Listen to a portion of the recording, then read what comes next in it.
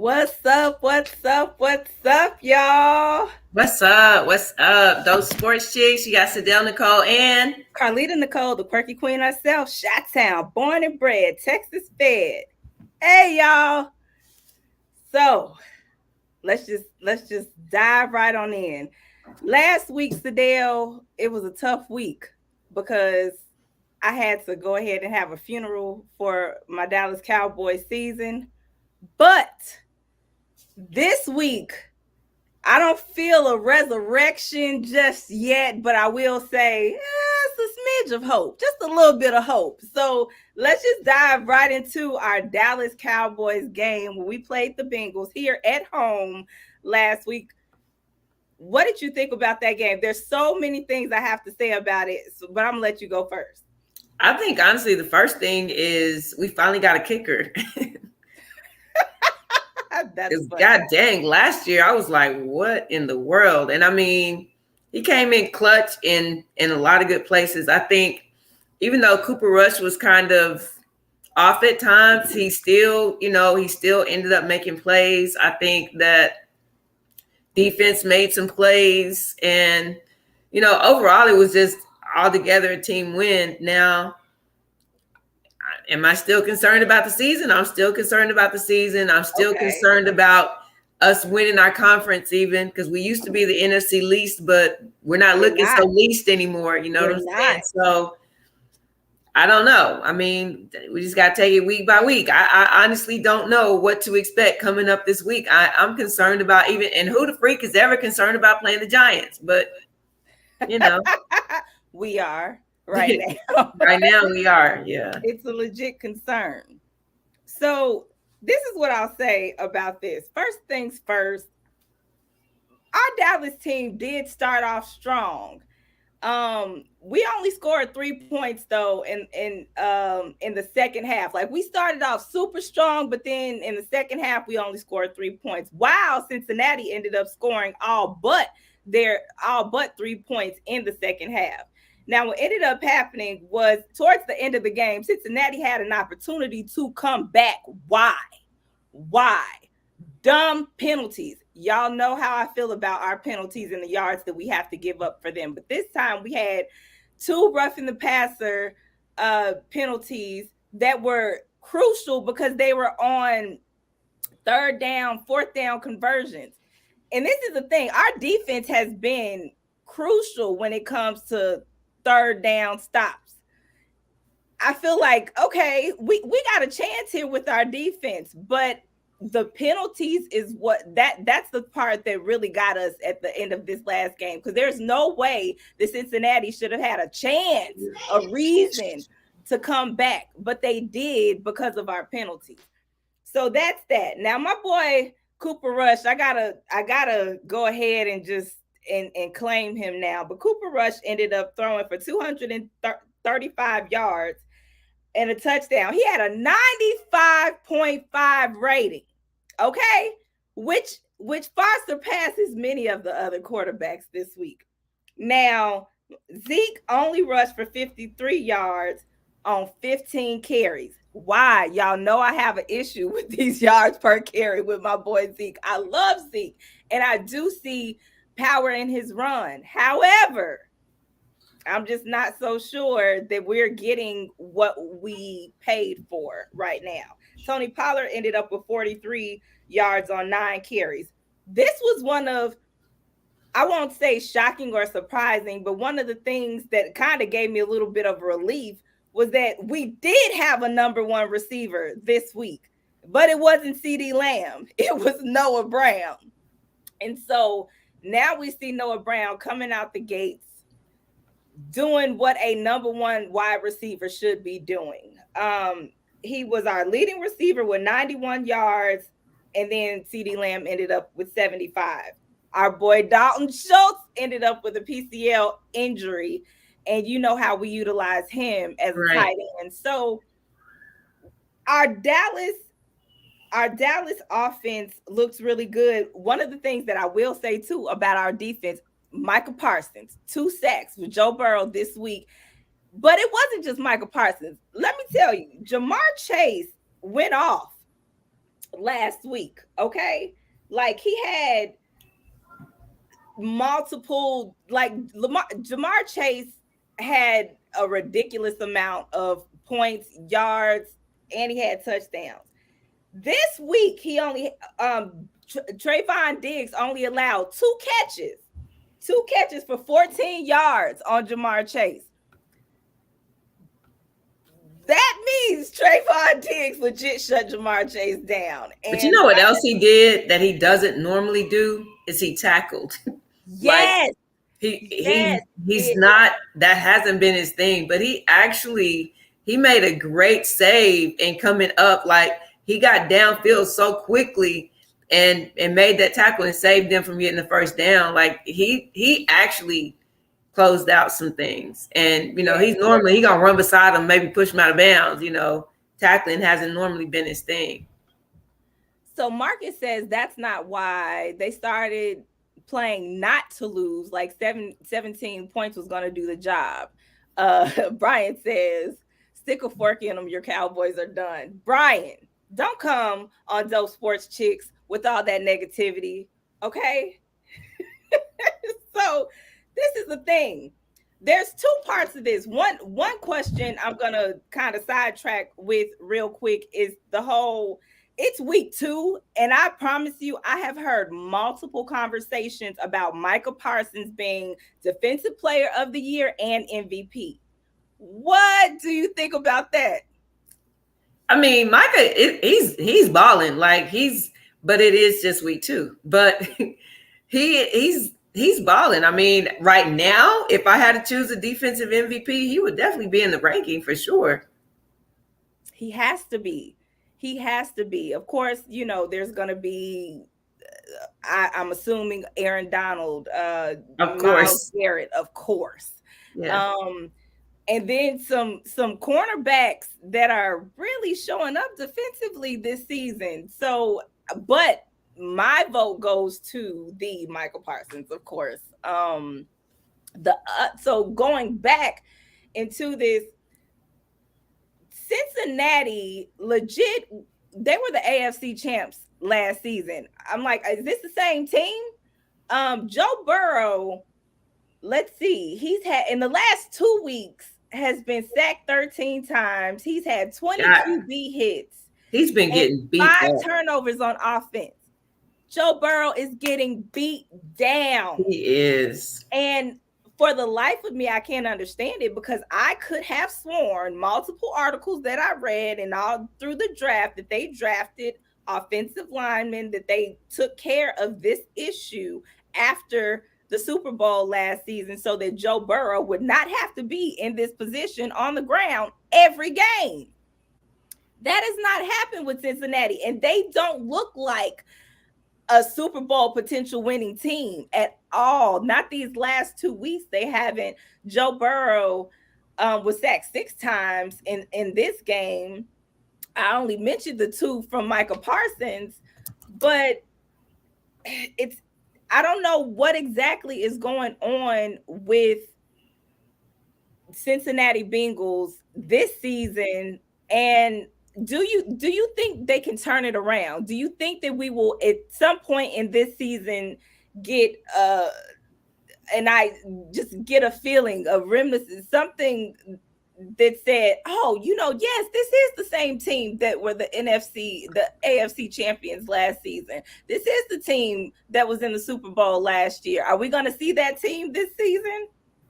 And I really don't know, to be honest, because I feel like if they can't get that line, I mean, it's not like they haven't had opportunity. He's getting beat down. Like if they don't get that straightened up, it's going to get much, much worse. He's not going to be able to survive taking that many hits every game. Like that's crazy. Yeah, yeah.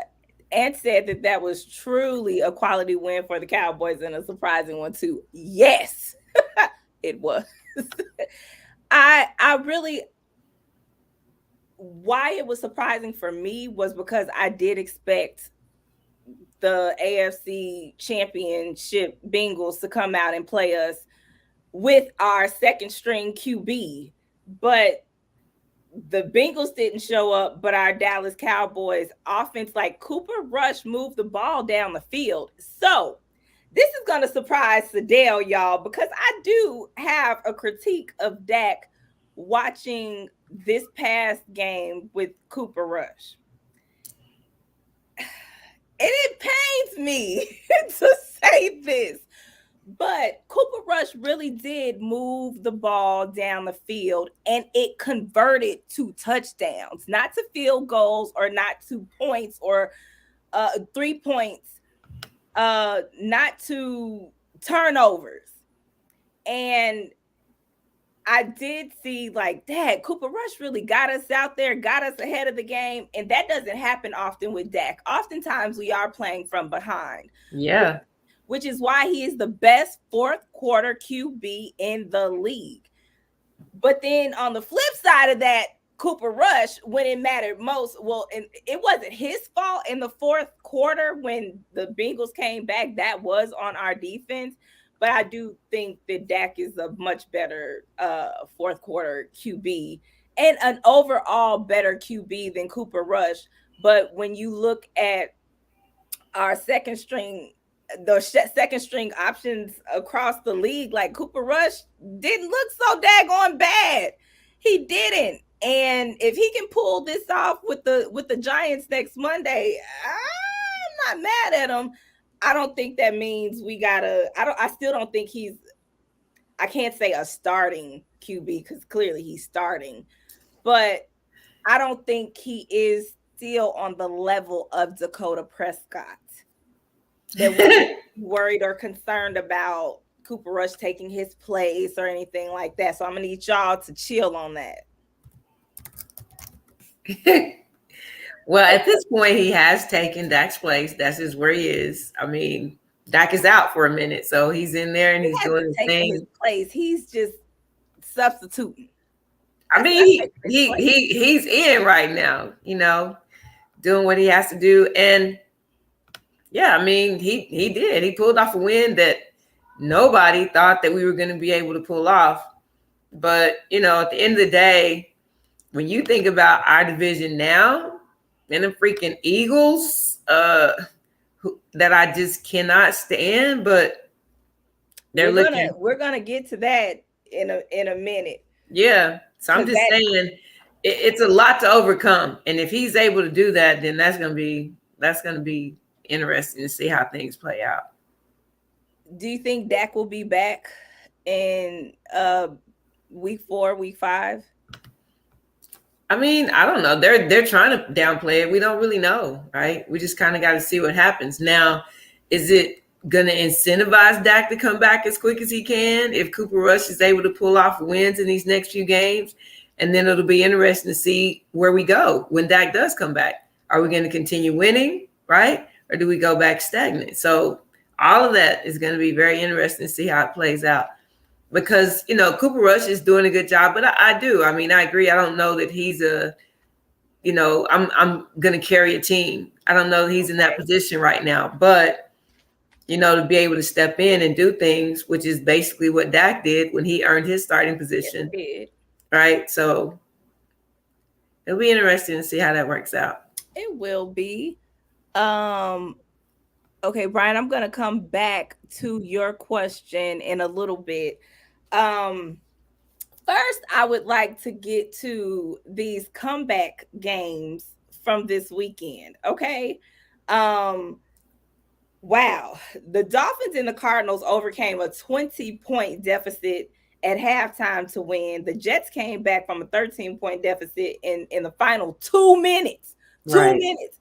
So, y'all, the Dolphins, the Cards, and the Jets all won these games on the road. They marked the second time in league history that 3 teams overcame a fourth quarter deficit of at least 13 points or more to win on the same day. Like, these games were literally historical. So first things first, let's jump into the Cards versus the Raiders, which went into overtime 29-23. Kyler Murray struggled. Let me tell y'all about Kyler Murray, whom I love dearly, but he is my quarterback in Dope Sports Chics fantasy football league, and I'm gonna show y'all later on how that's looking. But Kyler Murray did not come out the gate looking good. Kyler Murray was getting sacked. Kyler Murray was running all over the field. He did not look like this elite quarterback that we know him to be. I don't know what Arizona said, what Cliff, I'm going to say his last name wrong, but I don't know what he said to these players in the locker room during halftime, but something flipped the switch. Kyler ended up having a decent game. They ended up adjusting. He ended up with 277 yards, a touchdown, and was 31 of 49. But Derek Carr, this is the thing about the Raiders that I don't understand, and please help me, please. So Derek Carr threw for 252 yards, 2 touchdowns. What's confusing to me about the Raiders was that last week, week 1, Devontae Adams was a target hog. I'm talking about multiple targets for 141 yards. And then this week to go from two receptions and 12 yards. Yeah, that's going to be a problem. How does that happen, Sadell? Explain to me, Coach. What happens with the Raiders? And I don't get it. I mean, it's the Raiders. It's the Raiders. That's just kind of where they are right now. But I'm telling you right now, this dude gets 2 targets in a couple more games. It's not gonna work. Like, he's gonna be very vocal about that. You can't get this kind of dude there and not throw him the ball. Not saying you have to force it like they did last week, but I'm saying you cannot not target him. Like, he is a number 1 receiver. When we talk about, even though we had Noah who received the brunt of the passes and had the yardage, he's still not a number 1 receiver. He was just the one that was in the front. Showed up that day. Right. So we don't have a Devontae Adams. Like, you have that person, you have to feed him, and that's just that. You're right. I can agree with that. And says Cooper Rush has put Sean Payton watch on hold for now. I don't know about all of that. I don't know. I would love for Sean Payton to come to Dallas. We know that's not going to happen anytime soon. Yeah, and so it says that Adams being a target led to a Raiders loss. They try something different, and I get you can try something different, but you can't eliminate him from the offense. Like, you cannot. Like, that. It's just, it doesn't even make sense. It doesn't even make sense to have that thing. So even though, you don't hit him every time, you don't target him every time, 2 is laughable, to be honest. Like, that doesn't even make 12 yards. So Brian brings up an interesting point. Brian is a true Raiders fan.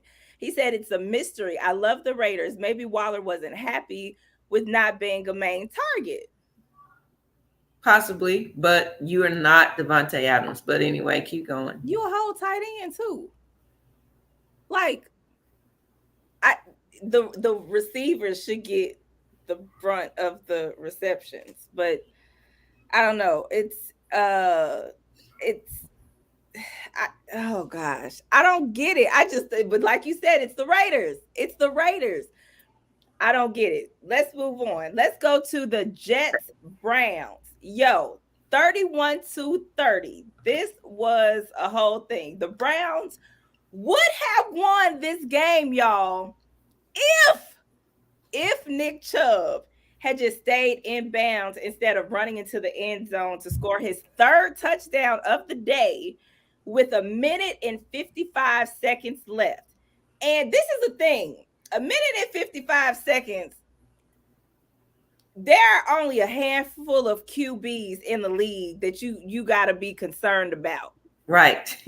With 1 minute and 55 seconds. There's Tom Discount Brady, double check. Aaron Rodgers. Yes. But Joe Flacco is not on that daggone list. But boy, did he do it. He did boy, it. did he do it. Joe Flacco threw for 307 yards, two touchdown passes in less in 60 seconds.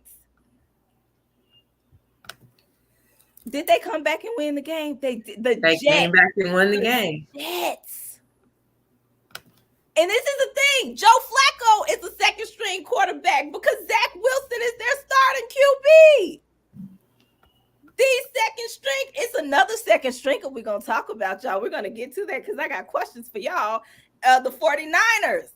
We'll get to that in a minute. But, okay, so two things. The Jets, like, wow, okay? And then the other thing, the Browns.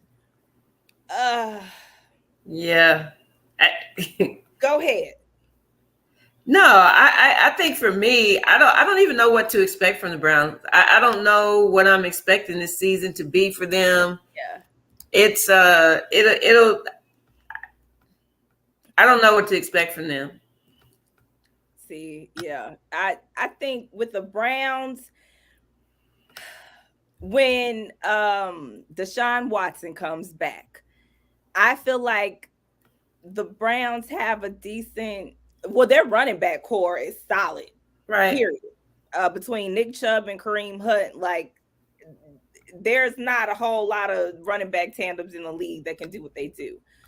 They are the best. But so do you think though? I mean, Deshaun is going to come back and hopefully he does come back in full form, but man, it's a big difference in practicing and playing. And he ain't played in a long time. So you don't think that he's gonna come back ready? I mean, I hope he does, but I mean, I don't think there's any way you can really predict what he's going to look like when he first comes back. I don't. You don't.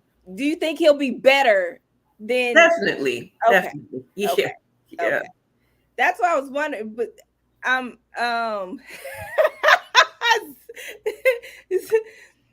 Zion said, what did I tell y'all? What did you tell us? Tell us from last week. What you told us. Let's while you're working on that, okay, hold on. Ant said that Adams being a target hog led to the Raiders' loss. We read that. They tried something different in week 2 and it worked until the fourth quarter. Brian says Chubb was a beast. Chubb has been a beast. Yeah. He said defense wins championships. Does.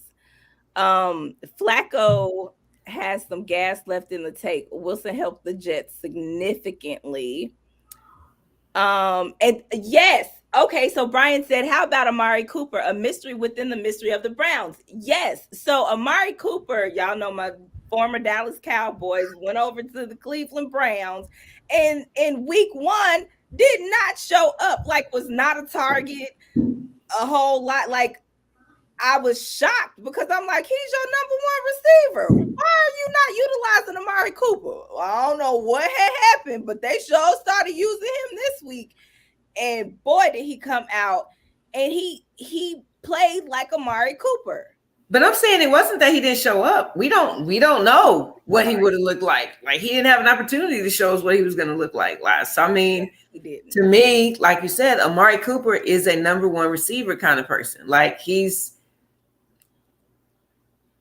Brian says he thinks Cooper still has silver and black coursing through his veins. Brian, you're so childish.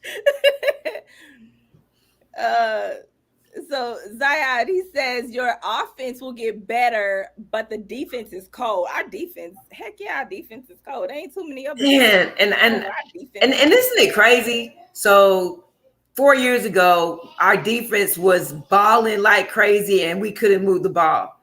Then 3 years ago, our defense couldn't stop Grandma from coming out of the stands. You know what I'm saying? And it's just like, what? I mean, like, can we both just be in tandem? Well, we got Dan Quinn's defense. So, I mean, we had Dan Quinn last year. Gotten better. Our defense loves Dan Quinn. I mean, and I like him, But we still, even last year, to me, there was some stuff that we need to work on. I mean, they're doing much better this year. Hopefully, it stays consistent. So And Ant says then, offenses can only do so much with Jacoby Brissett at QB. Gosh, that's just cold. Okay, so let's talk about this last comeback game of the week, y'all, because the Dolphins Ravens game was bananas to me. The Dolphins won 42-38. First of all, Tua threw 2 interceptions and managed the touchdown on the first 4 drives. Okay. Like 2 interceptions and a touchdown the first 4 drives. But then he led his offense to score five more touchdowns, y'all, in 6 drives, including 4 in a row at the end of the game. At the end of the game. At the end of the game. Did y'all understand? Like, this was 5 touchdowns, 6 total. Like, wow. And this was the thing too. He has Tyreek Hill, one of the fastest receivers in the league, and he also has Jalen Waddle. Jalen Waddle was a rookie last year. We saw what he could do with Tua early in the season before Tua got hurt last year, and then his production kind of went down. But now Tua's back in that thing and showing out in with the Miami Dolphins and with Tyreek Hill and with Jalen Waddle. They look good, and that offense looks unstoppable. How y'all gonna stop them? Because if you double team Jalen Waddle, you still got Tyreek Hill and vice versa. Who gonna stop them offensively? But is it just a 1 week thing? Is this just like, was this just the facade, or is this what we're gonna see throughout the season from the Dolphins? you know, to be honest, Tua did. He made this comeback through those 6 touchdowns.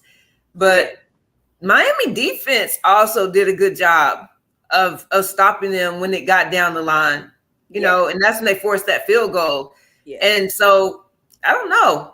I think the offensive line did a better job than everybody probably expected against the Ravens, because, you know, the Ravens they're known for getting in. I mean, they're very physical. And so I don't know, man. I think they're onto something. So Benji says teams will figure Tua out soon enough. His arm strength will get him in trouble later on once teams figure them out. I hope that he can be consistent and healthy. That's what I hope, because I think their offense has the potential to do some incredible, just record-breaking things this season. Speaking of breaking records, Lamar Jackson in this game rushed for over 100 yards again for the 11th time in his career, and injured. And injured, because his ankle was messed up, and he's still over 100 yards. When the QB consistently has the most rushing yards in the game, like, y'all don't think it's something wrong with that? That wouldn't make me feel good as a fan, that my QB consistently has more rushing yards than my running backs. Yeah, definitely not in the NFL. All right. No. I mean, that happens in high school ball, but in NFL, and so it goes back to a point that he trusts his legs more than he trusts his arm. You know what I'm saying? See, that's the thing. Ant said if it wasn't for the Bengals, the Ravens would have been the most disappointing loser last week. Yeah. Yeah, for real. And Benji says the Ravens pass defense was horrible last year, and this year they have young cats that need time. So basically their defense needs to get it together. Is that what you're saying? Right, he's a running back. He trusts his legs more than he trusts his arms. Like, I don't know, y'all. It doesn't make, like, I would hate for Dak to constantly be running as much as he's doing. And Lamar Jackson, it ain't like he's running and sliding and stuff. Like, he's running and getting hit. He's running and going into the ground. Like, he's getting tackled. I mean, he's running like a running back. Yes. And that's scary to me because I feel like you put yourself at more risk. And then who you got as your backup if you get hurt? And he did get hurt. And so that's the part that last season. And now you're saying that his ankle, he looks injured while he's running. I I don't know. I don't feel confident in that. But I've been saying that since we've been doing Dope Sports Chicks that look, I fear for Lamar Jackson running as much as he is. It's like, does he not trust his running backs? Can they not get? I don't know what's going on with that, but I do see that they've got to get it together.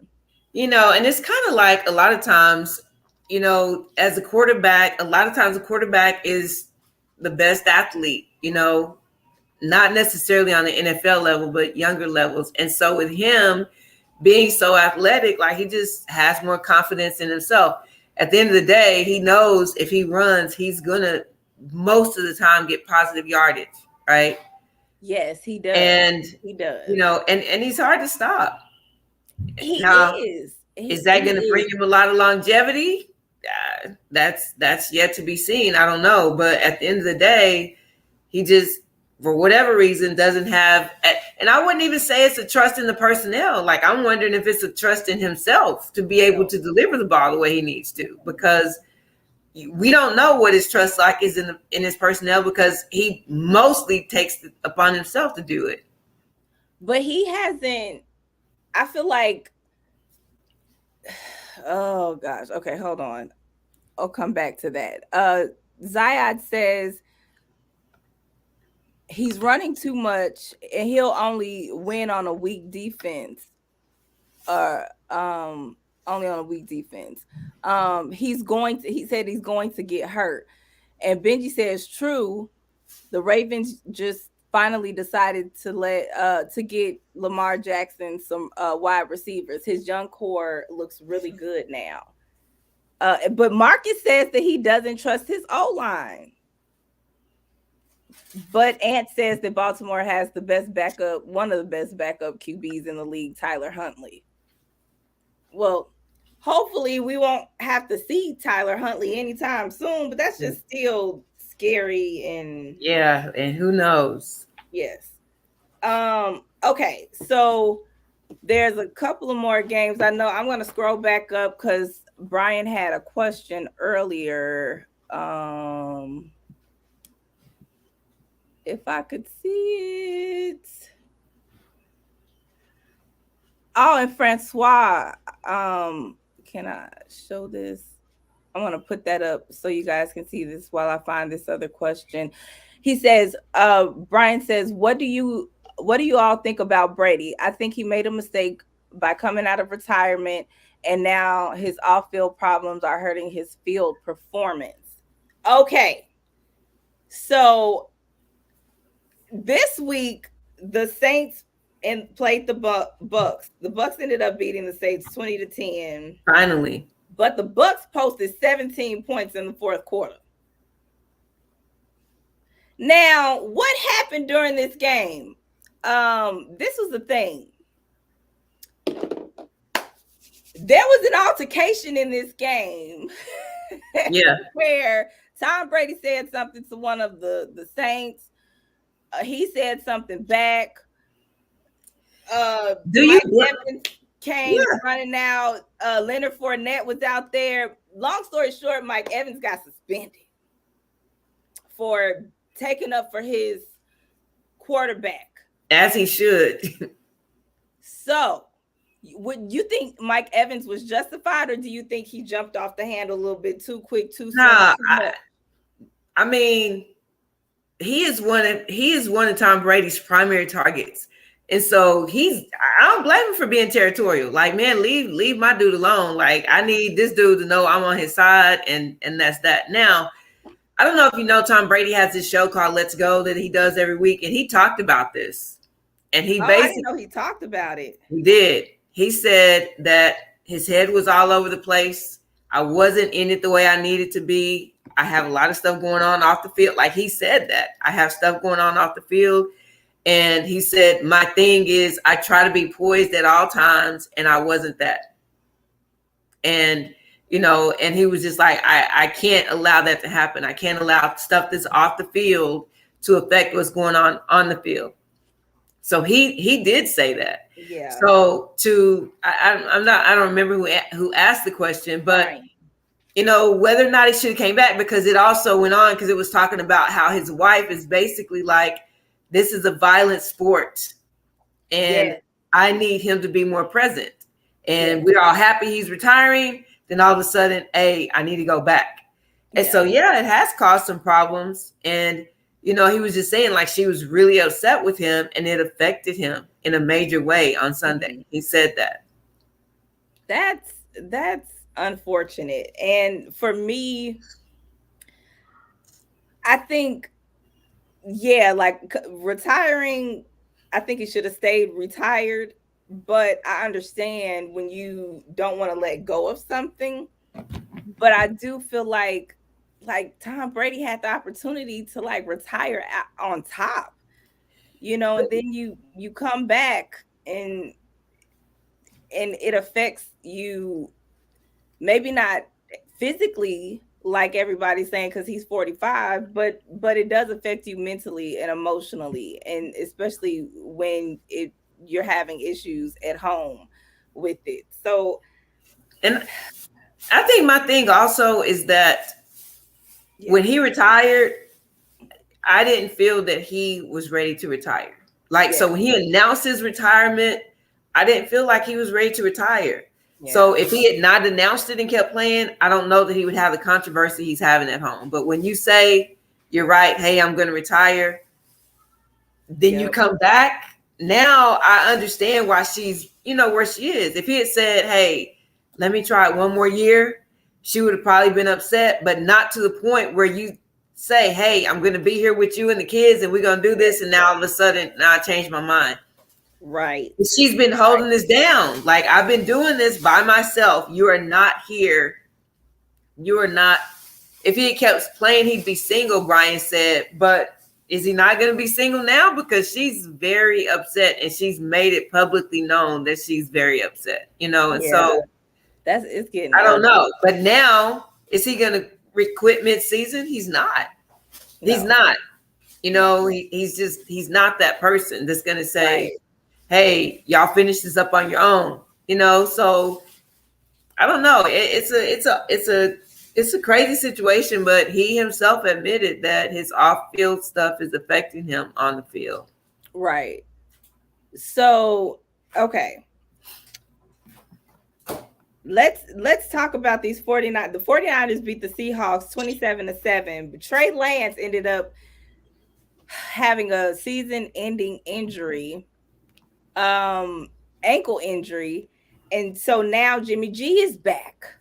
And we all know Jimmy G took them to the Super Bowl.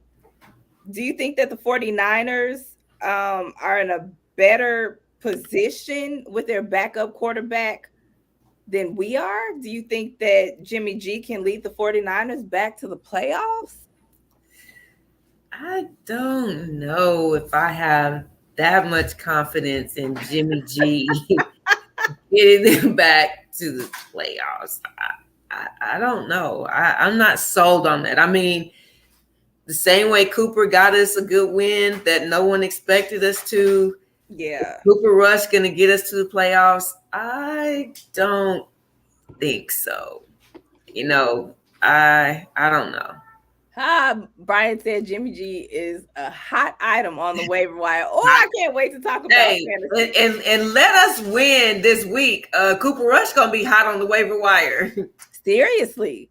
Yeah, especially because he doesn't mind throwing. He Right. doesn't mind throwing the ball And confident. Like, he made some he is bold confident. passes. He Yeah. did. And I did see a lot of confidence in him. And it made me proud as a Cowboys fan. So let's move on. We gotta move on to other sports news. Sadell, what you got for us? So, to be honest, so let's talk a little bit about NCAA football. There weren't a lot of games that I was really hyped about this past week. I was interested to see how Texas A&M was going to respond, and they came out and beat Miami 17-9. So that was a good, because they literally just got their butts beat at home. The rest of the games, I wasn't really excited about. But what I did notice, so they put out ESPN puts out this thing about the teams most likely to make the playoffs, and so they had a list of like 13 teams, and they had, of course, Georgia, Alabama, Ohio State. They had Georgia with an 80% chance, Alabama 76, Ohio State 67, and down the line they actually had Texas in there and OU, USC. Clemson, Michigan. USC, they had a 20% chance, OU 18, and Texas 16. And then further down the line, Washington like a 2%. But what they said that in the past years, teams that have had a 65% or better were contenders and played in the championship game. So right now, the only three in that position are Georgia, Alabama, and Ohio State. So we'll see how that plays out. Now, this week coming up, I'll be interested to see how Clemson does against Wake Forest, because that to me is going to be a critical game for them. Texas and Texas Tech, which shouldn't on paper be a big game, but it's always a big game, right? Yeah. So go Longhorns. My brother's a major Tech fan, so we always end up having this thing going on. But as far as the other games that are going to be going on this weekend, Alabama's not really paying anybody. OU, there's not a whole lot of other games.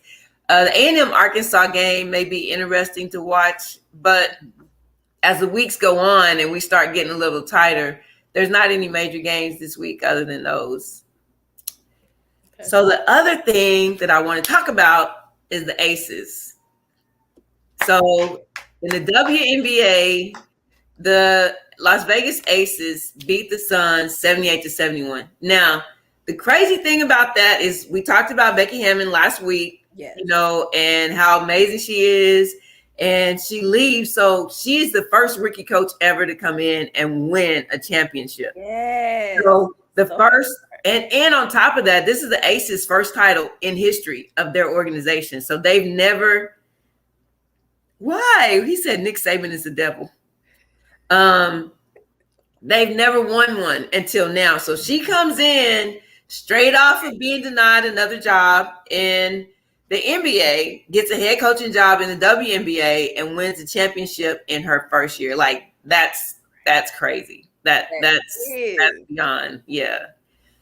And so on top of that, and I don't even know where you have this in the lineup, but along those same lines, Becky Ham's assistant coach is Natalie Nagasaki, and she is the first Asian American woman to win a WNBA title ever. Now, I don't know if you remember her, but she actually was a player development coach with the Clippers until February. She was from 2018. She actually started with them like in 2009, and she was in the G League, and then she went to being their Clippers, their player development coach. So she also came from the NBA. Yes. So you have two females who were former NBA coaches, assistants, that come back and lead this organization to their first championship. So that was just really dope to me. Yeah. But yeah, so that's what I have. Other than this crazy news with Brett Favre. Now, the Brett Favre. So Brett's been implicated in this scandal. So the government of Mississippi has been diverting federal welfare funds that are supposed to be going to help those in impoverished areas and things like that in the state. But they've been using those funds for personal projects of some of the state celebrities, including Brett Favre. And so he's accused of taking $1.1 million in speaking fees for speeches that he didn't make. But why? Like, why? Do you not have enough money? Like, that's crazy to me. Made over $140 million in his career. That's crazy to me that you would take money from a welfare fund and you've made millions of In the dollars poorest state from the poorest people. from This was Spanish exactly. money. And then These it are says that he also received funds directly from the governor to right. get funding for a volleyball center at the University of Southern Mississippi and money from the Mississippi Department of Human Services. Like those departments that actually help people Yes. who don't have any money, who may need assistance with just buying freaking food. Like, how do you now, he hasn't actually been charged with any crimes. So let me just say that he hasn't actually been charged with anything. There's a Ongoing lawsuit though. investigation, huh? There's a lawsuit though, right? There's a lawsuit and there's an ongoing investigation, and he's been implicated, but he hasn't been officially charged with anything. But the fact that your name is associated with this, like it, I just can't imagine that I'm gonna take money. Like I'm taking money, just they randomly cutting me hundreds of thousands of dollar checks for nothing. Right. And then you have people who are living and not able to pay their bills, not able to buy food for their kids, and you literally have millions of dollars in the bank already. Like for a volleyball arena. For a volleyball arena and for others, because he took over $1 million just randomly. Just, hey, they just trying to get in good. And there's other celebrities, other people with money that are also implicated in this from the welfare department. Like that's crazy to me. And it's hurtful. Yeah. And Brian says it's shameful. Like I can't even imagine it. Yeah, Brenton says that was his daughter's school. Yeah, it was his daughter's school. It's also the school that he went to and whoever this governor went to too. Yeah, but I mean, donate it out of your own freaking pocket. It's not like you don't have the money to donate it and build it out of your own pocket. Yes, absolutely. So exactly. So Marcus said if Vic can go to jail for dogs, then surely he can go to prison as well. Because if it'll be interesting to see, but if he is actually charged and convicted of something, he's gonna need to do some job. All of them, though. All of them. Everyone involved in whoever's involved in any of this, including the governor, Bill Bryant, and all those guys, that you got to go. And to be honest, there has to be some officials at the University of Southern Mississippi who are also engaged in this. It's going to be a long trail of stuff. Oh, absolutely. This is going to be a long investigation. So my quirky queen's question of today has to do with this investigation. Do you think that Brett Favre's lawsuit with the state of Mississippi should warrant retroactive repercussions in the NFL? For example, removing him from the Hall of Fame or removing his image from Lambeau. Any of those things. Let us know what you guys think about that. Sadell, what do you think? Yeah, that's pretty crazy. Yeah, God dang. I don't know. I mean, I guess when I think back to, incidents that, like, take for instance, Will Smith and that thing, like he still got his award. Mm-hmm. He still got to keep his award, but he was basically banished for a period of time away from it after the fact. Man, I don't know. Now, do I think that would serve as a good example? I do. At least removing him from Lambeau, because he's lost a lot of sponsorship. A lot of the sponsors that he's had have like dropped him. Granted, some of them have not, of course. Of course. But yeah, a lot of his sponsors have dropped him and, kind of separated themselves from him and pulled off everything. Like they don't have him on their site or anything like that. So some of them have, but Sirius XM, they still have him on, and Copperfit, they have those like ankle and knee compression things. They still work with him. So there's still some who have, but there's a group called Catholic Prayer and Meditation app. It's called Hollow app. They have, and then Odyssey Health. There's some people like they've literally taken him off their website. Like, we don't want anything to do with him. But It's despicable. It really is. it Like this is is. I read a comment from someone that said, like, how do you look yourself in the mirror? How do you Yeah. sleep at night when you know you make as much money as you do, and you take from the people who, like you said, can't pay their bills, who need food to eat. And Francois says nothing's going to happen to him. Good old boys network. I definitely feel like there should be repercussions. This isn't something that's small. This is huge. When the state is suing you, yeah, I definitely feel like there should be some retroactive repercussions as far as removal from the Hall of Fame. And I know that's gonna be tough, but definitely, if you are Green Bay, Lambeau Field, like, yes, take all that stuff down. Because the thing that's crazy is, there's people around here who gotten in trouble for taking money. Yeah, Say you work for city government and you filter some contracts to a business that you work with or run, and you get in trouble. right, You're taking money from the city, or you taking money, but taking money from the welfare department, like right. that. I mean, god dang, that in itself, like you said, it's despicable. It's crazy. Okay, y'all. So we're going to move on and go ahead and jump into some fantasy football stuff real quick before we have to shut this down. Um, so let's do this. I'm going to show you guys. Fantasy football has been so much fun for me, but in our league here, with our Dope Sports Chicks League, I'm going to show you guys our standings and then show you our matchup. So bear with me as I share so that you guys can see.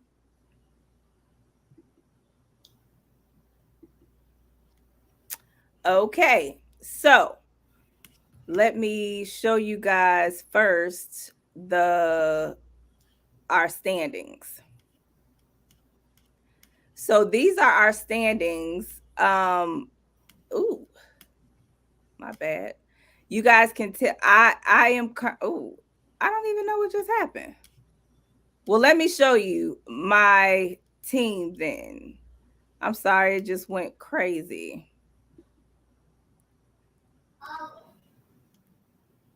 Okay, there it goes. So I am hit me with your Prescott at number 5. I am in 5th place currently. And Wow. this week I lost the first week.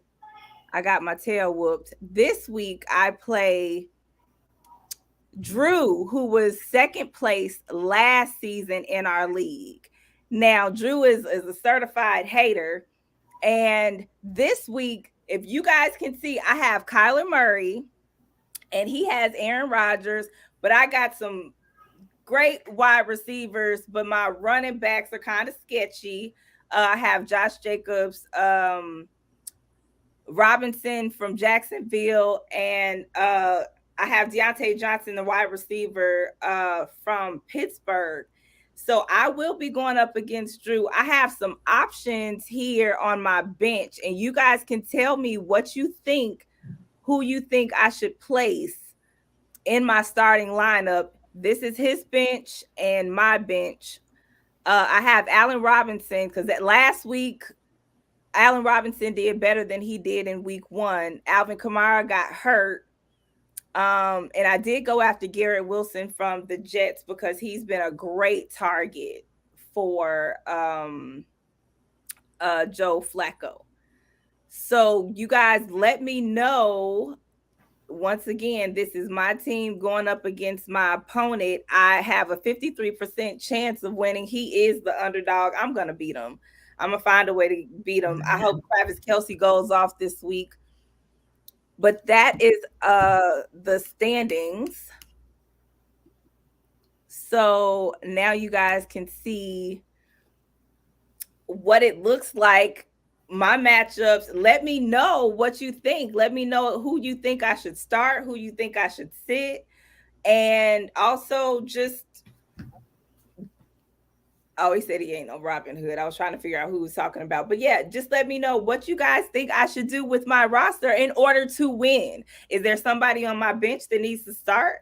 Or is there somebody that's starting that needs to be benched? And who do I replace them with? So I'll post the matchup up again on my page when we finish, and you guys will get to see.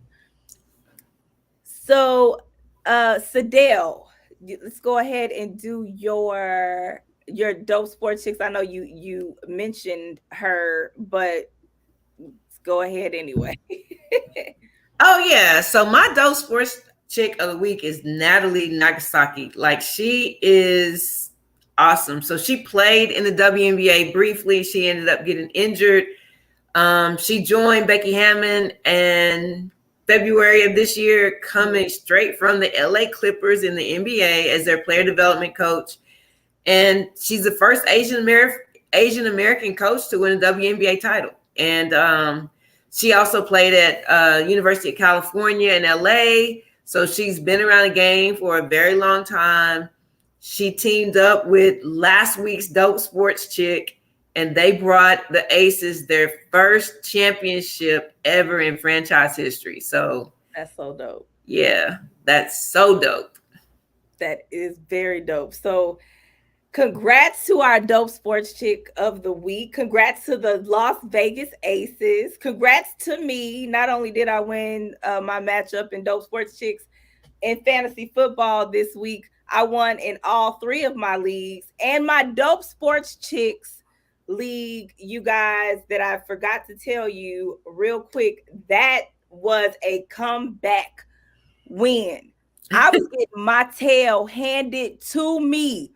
Like, he was demolishing me. There was no way. Like, he was beating me like by 40 points. There was no way. And here it is Monday, and I'm going like this the whole time on Monday night. Like, somebody please, somebody please, somebody please. And somebody did, and it was Stephon Diggs. And Stephon Diggs came out and did the daggone thing. He showed out on Monday night, and he helped me win and come back. Y'all, I was in the mud, in the dirt, but I arose like a phoenix from the ashes, and I won that thing at the last minute, at the very last minute. And I man, it felt so good. So y'all see, I have my fantasy football league champion shirt on. I have several of them, thanks to my baby for hooking me up, seeing as how, you know, he has a champion on his arm. So don't y'all hate because I'm a 2-time fantasy football league champion. Brenton says, I will definitely let you know who to play when you play against me. Brenton is new to our league this year. Thank you for joining. Brenton, it's been fun. Our new guys in our league, they've been so much fun. So thank you. And LeRon says, yeah, Diggs got 80 points on most fantasies, but I'm in half PPR. We got to go ahead and wrap this up. Thank you guys so much for tuning in. Thank you. So Curtis also, Brian says Curtis Samuel. I don't know if you saw that. Yes, I did. And Ant says Lita is a beautiful champ. Thank you. Girl, stop blushing. Ew, goodness. My shirt. You see, I'm like, hey, check this out. I do want to give a quick pop for Dynasty Auto. We are located at 231 West Highway 67 in Duncanville, here to serve all of your automobile needs, and Cryo Plus inside Duncanville Fieldhouse for all your wellness and recovery. Hit us up. We love you. And shout out to my baby for his 16th birthday. Happy birthday, Caleb. Wow, happy birthday. We love you. See you guys next week. Thank you so much. If nobody told you they love you this week, we love you. We appreciate you. See you later. Peace.